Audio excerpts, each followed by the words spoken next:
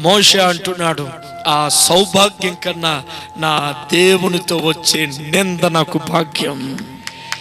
హల్లెలూయా. నా దేవునితో వచ్చే నింద నాకు భాగ్యమని పరిగెట్టుకెళ్తే చెరసాల్లో పడేశారు.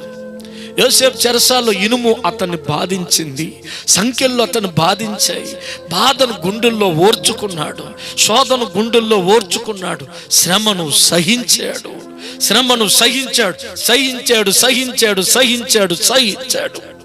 దేవుడు జ్ఞాపకం చేసుకున్నాడు. ఎక్కడ అవమానం పొందాడో ఆ ఐగుప్తు దేశానికి సింహాసనం మీద కూర్చోబెట్టాడు. హల్లెలూయా.